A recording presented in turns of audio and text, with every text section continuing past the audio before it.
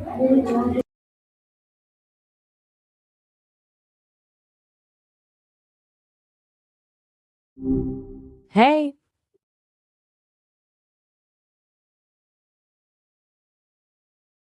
My first question from you is what is the internet and how does internet connect people globally? So please give me a very interesting answer on this topic. I'm waiting for your long and interesting answer. So let's start your answer, Maya. the internet is essentially a massive global network connecting billions of devices, computers, phones, servers, all talking to each other. But it's not just one big cable. Imagine it like a network of highways. There's the physical stuff, fiber optic cables running under the oceans, satellites beaming signals from space, and even the wires running underground.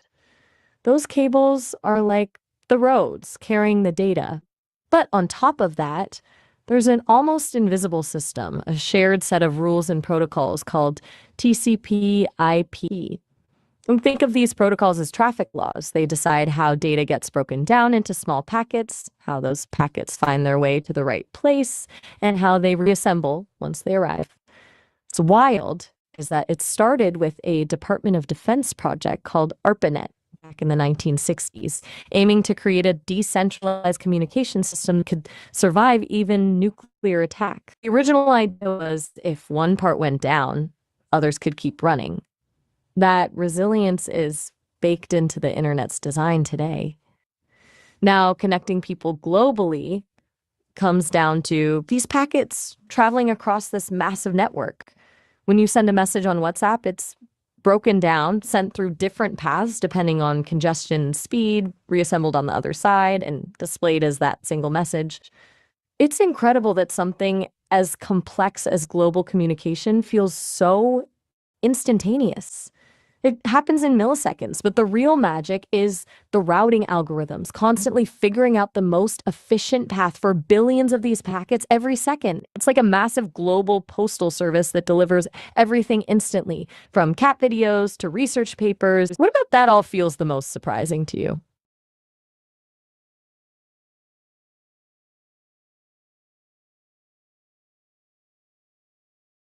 Okay. So Maya, You still there? my next question from you is what is the internet important in modern life and how does social media help connect the world? So please give me answer on this topic. So let's start your answer, Maya. The internet is probably the most important tool humans have created since, well, maybe ever. I mean, think about it. Access to information that was once locked away in libraries, now available instantly. Online education opening up opportunities for people who couldn't access traditional schooling. Businesses that can reach global markets without massive physical infrastructure. And it's really changed work itself. Remote work, freelance economies, even just access to jobs you'd never find locally. But it's not just practical stuff. I've heard from so many people that the internet's cultural impact is huge too, a shared global culture, memes, trends that spread across continents instantly. Social media then layers on top of this. It's a very specific use of the internet for building connections. What's interesting about it is the ways it compresses distance, right? You can maintain meaningful relationships with people across the world, stay updated on their lives, see photos. Social media has definitely helped people find niche communities too, online forums where people with incredibly specific hobbies can share knowledge and find support. But here's where it gets complicated. That connectivity isn't neutral. The speed and global reach of information also means misinformation spreads faster, echo chambers form, and platforms can amplify harmful content. So while it connects the world, it's not automatically making it more understanding or collaborative. What's your take on how social media is changing friendships and connections these days? Okay, so my next question from you is can internet reduce culture difference? So That's a really thoughtful. how do video calls change communication? So please give me a very interesting answer. So let's start your answer, Maya. I think the internet probably does reduce cultural differences, but in a really complicated way. One of the biggest ways is just through exposure. Before the internet, most people's understanding of other cultures came through filtered media, documentaries, textbooks, news reports. Now you can see daily life in different countries through social media, YouTube channels, all these casual perspectives. So you get firsthand glimpses instead of curated narratives. But it's not a one-way street, right? A lot of the internet is dominated by a few cultures. American and East Asian influence is huge. What that means is other cultures can be misrepresented or even overshadowed.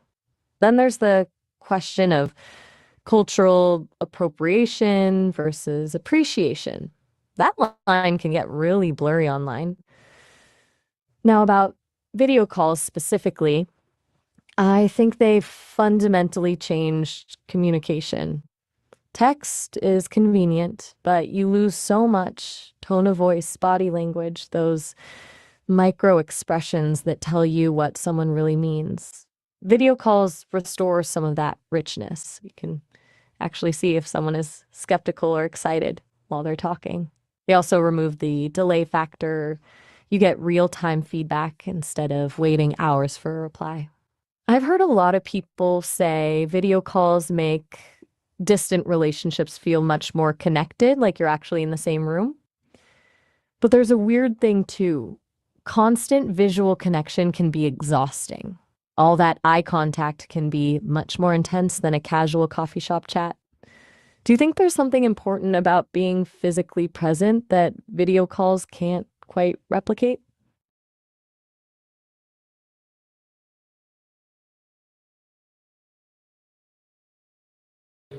Yes, I know this Are you still with complicated, me? this complicated internet playing. So, my next question from you is what role does the internet play in education? So, please give me a very interesting answer on this topic. So, let's start with answer. The internet's flipped education on its head, honestly. Before, you had to physically be somewhere to learn, access limited resources, textbooks, what the teacher covered in class. Now, anyone with an internet connection can theoretically learn anything from top universities through online courses, find endless resources on YouTube, access digital libraries with millions of books, collaborate with people across the globe on projects. One really cool thing is personalized learning. Algorithms can adapt to your learning style and pace, offering you exactly what you need when you need it. Think of Khan Academy or Duolingo. The pandemic definitely accelerated this too. So many schools were forced to switch to online learning. And now a lot of teachers are integrating tech even when classes are in person. But here's the catch. It also highlights inequality. Not everyone has reliable internet access or a suitable device. And some research suggests that online learning isn't as effective for everyone, especially students who lack self-discipline or need more one-on-one attention. I've heard that remote learning can be isolating too. The social aspect of going to school is huge for a lot of kids. What do you think about how the internet's changing the role of teachers? Are they becoming less about delivering knowledge and more about helping students navigate the information overload? Yes, it's overloaded when we get a new and buy new internet devices, so it get loaded. So, what role does the internet play in education? So, let's start your answer. Right, you're already on it. Yeah, the flood of new tech can feel overwhelming. Okay, let me refocus. The internet's role in education is like it's become a whole parallel education system. Before, school was pretty much the only game in town for learning. Now you can learn almost anything online, whether it's a full university course from Harvard through edX or a specific skill like coding from Codecademy, or even just watching history documentaries on YouTube.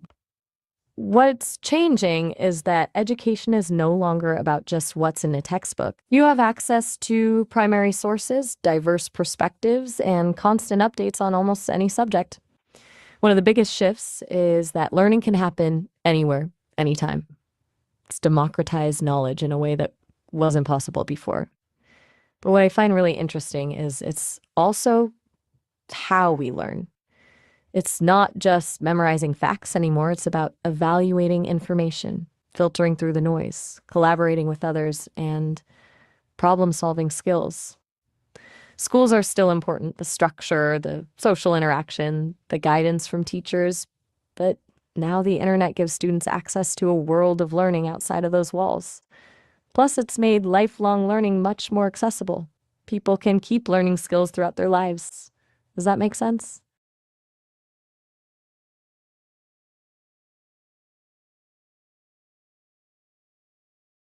So my next question from you is, how does online learning help students worldwide? So how does the internet support global businesses? So please give me a very interesting answer. So let's start your answer, Maya. Online learning really levels the playing field for students worldwide. Like, if you live in a rural area with limited access to qualified teachers, or if you have a disability that makes attending traditional school difficult, online learning can be a lifesaver. Think about refugees who've been displaced. Education often gets disrupted, but online courses can keep them learning and give them a path forward.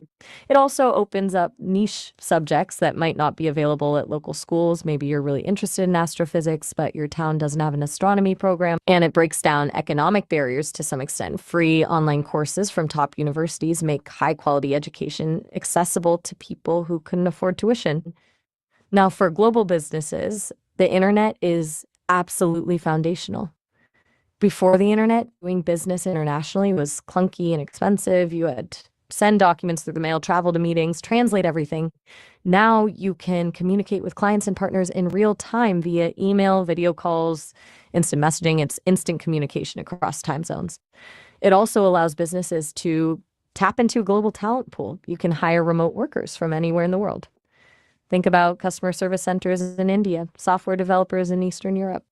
Plus, things like e-commerce make it possible for small businesses to sell their products worldwide without ever having a physical store. Global supply chains are all managed through internet-connected systems, from tracking shipments to coordinating manufacturing. It's completely transformed commerce, from local economies to global trade. What's something you think will happen in the next 10 years because of the combined impact of online learning in global business?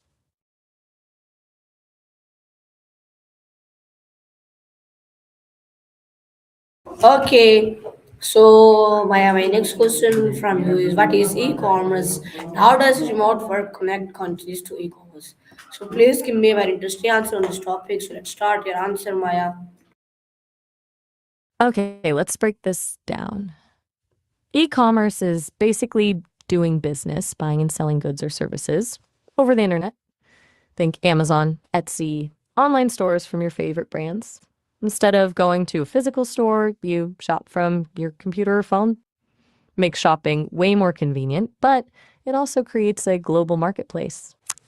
Anyone with an internet connection can buy things from anywhere in the world. Now, remote work's the connecting piece here. When people can work remotely from different countries, suddenly you've got a whole network of workers supporting e-commerce businesses globally. You might be browsing an American company's website, but your customer service chat is being handled by someone in the Philippines. The product you ordered might be fulfilled by a warehouse in Germany, and your website might be designed by someone in Argentina, all connected through the internet. Remote work allows e-commerce businesses to access a diverse global talent pool and keep costs down. So a business in the US might hire designers in Eastern Europe because labor costs are lower there. Company in Canada could hire customer service reps in India because of language skills and time zone benefits. But it also works the other way around. People in developing countries can earn income working for businesses in wealthy countries. Remote works essentially become the engine that allows e-commerce to operate efficiently on a global scale. It connects countries to each other in ways that didn't exist before because it democratizes access to opportunity. Does that make sense how they all link together?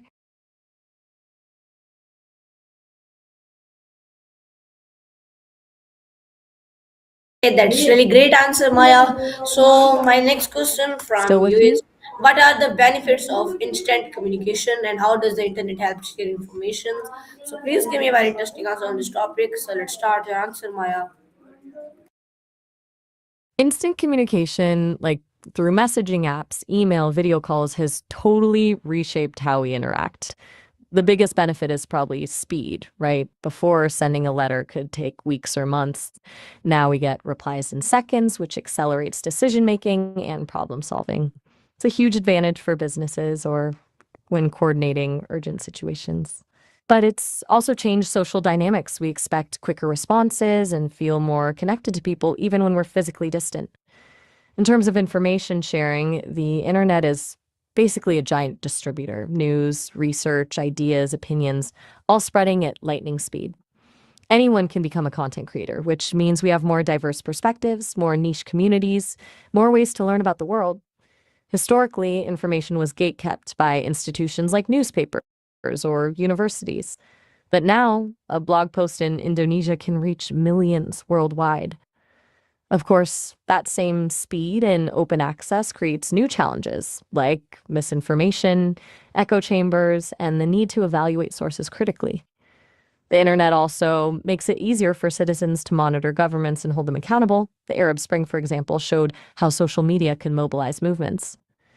But here's something I find fascinating. It's made it harder to think deeply because everything is happening at such a rapid pace. Information overload means we skim surfaces instead of really diving into big ideas. Are we sacrificing nuance and deep thinking for the sake of constant updates? What's your take on the trade-offs?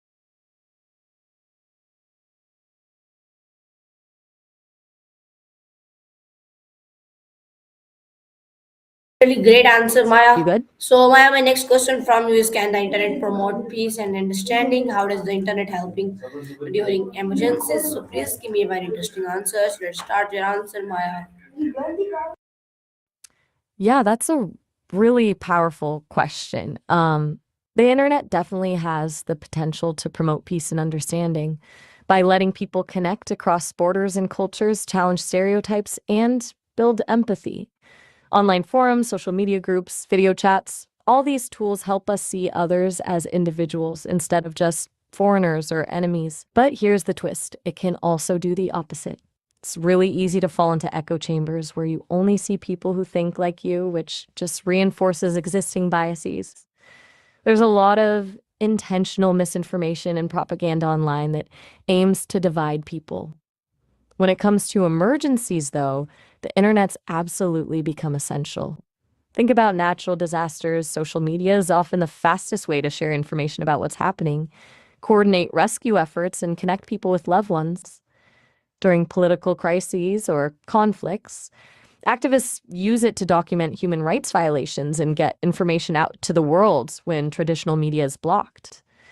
The internet can also facilitate quick aid delivery, crowdfunding campaigns to send supplies, volunteer networks organizing relief efforts, and real time maps of affected areas. What's cool is it cuts out the middleman. People can help each other directly rather than waiting for governments or NGOs to respond. But it's not perfect. There's a digital divide where access varies wildly. And there's also the problem of misinformation spreading during crises when people are stressed and overwhelmed. Do you think this balance tips in favor of good or bad when you look at the big picture?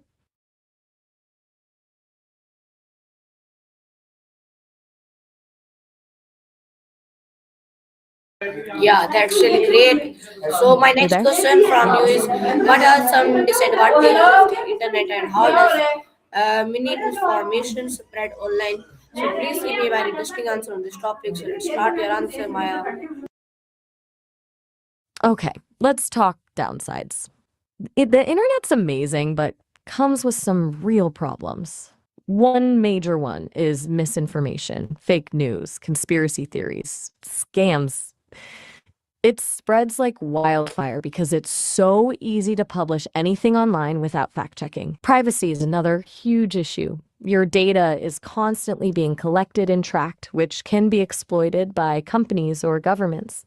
Cyberbullying and online harassment are pervasive, particularly among young people. Then there's addiction. It's designed to be addictive, with notifications and endless scrolling keeping you hooked. And let's not forget things like digital divide. Not everyone has access, which creates inequalities. As for how information spreads online, it happens in a bunch of ways. Social media algorithms prioritize engagement, so sensational or controversial content tends to go viral. Search engines show you results based on your search history, which can reinforce your existing beliefs. Then there's the role of influencers, people with big followings who can shape public opinion. Bots and automated accounts amplify certain messages or spread misinformation. Basically, information doesn't just float around, it's actively being pushed and promoted by algorithms, companies, and individuals with agendas. What do you think about the idea of content moderators, people who try to filter out harmful content online? Do you think that's a good solution, or does it raise concerns about censorship?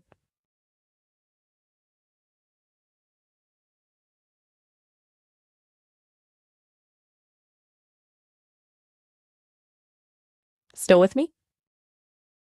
Okay, that's really great answer, Maya. So, why is the internet safety important, and how does the internet affect friendships? So, please give me a very interesting answer. So, let's start your answer, Maya. I'm glad you liked the answer. Okay, internet safety is huge because your digital life has real world consequences. Your personal info, like name, address, even photos, can be used for identity theft, stalking, or harassment if you're not careful. Phishing scams can trick you into giving up passwords or financial details. Malware and viruses can infect your devices and steal your data. And there's the whole world of online predators who prey on vulnerable people. It's about protecting your digital footprint and being aware of the risks.